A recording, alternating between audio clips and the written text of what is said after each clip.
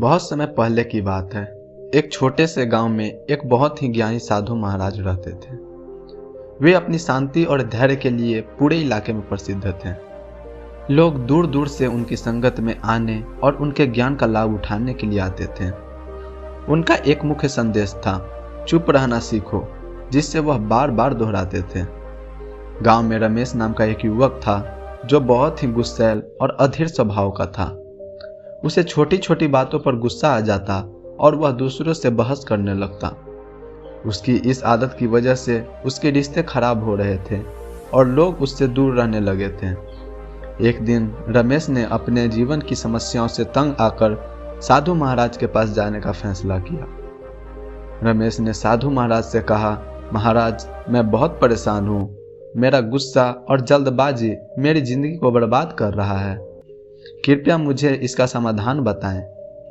साधु महाराज ने उसे ध्यान से सुना और मुस्कुराते हुए कहा, पुत्र, तुम्हारी समस्या का समाधान बहुत सरल है, लेकिन इसके लिए तुम्हें कुछ दिन मेरे साथ रहकर सीखना होगा।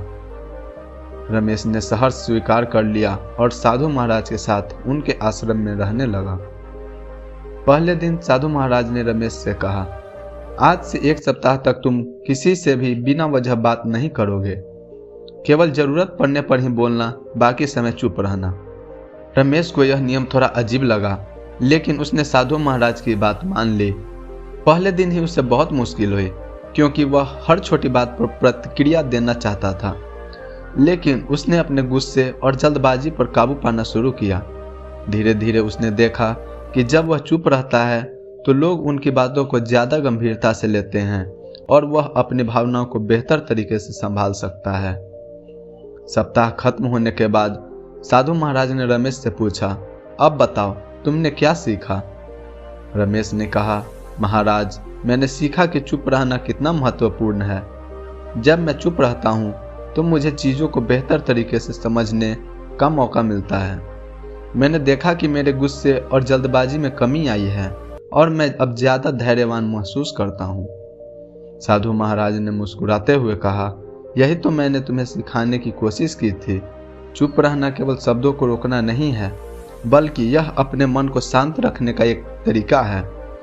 जब हम चुप रहते हैं तो हम अपने भीतर की आवाज़ सुन सकते हैं और सही निर्णय ले सकते हैं। चुप्पी में शक्ति होती है जो हमें धैर्यवान और समझदार बनाती है। रमेश ने साधु महाराज की बातें अपने जीवन में उतारने का संकल्प लिया। उसने अपने गुस्से और जल्दबाजी पर नियंत्रण पाना शुरू किया और चुप रहकर हर स्थिति का सामना करने की कला सीखी। धीरे धीरे उसकी जिंदगी में सुधार आया और वह ज़्यादा खुश और संतोषजनक महसूस करने लगा। तो दोस्तों, इस कहानी से हमें यह सीख मिलती है कि चुप रहना एक महत्वपूर्ण गुण है जो हमें धैर्यवान और समझदार बनाता है।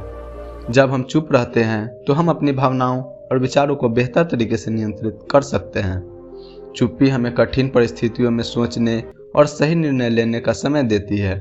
इसलिए हमेशा याद रखें, चुप रहना सीखें, क्योंकि यह हमें आंतरिक शांति और सच्ची समझ का मार्ग दिखाता है।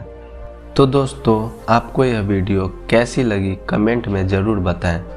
अगर आपको यह वीडियो अच्छी लगी तो हमारे चैनल को लाइक, शेयर, सब्सक्राइब ज़रूर करें। धन्यवाद।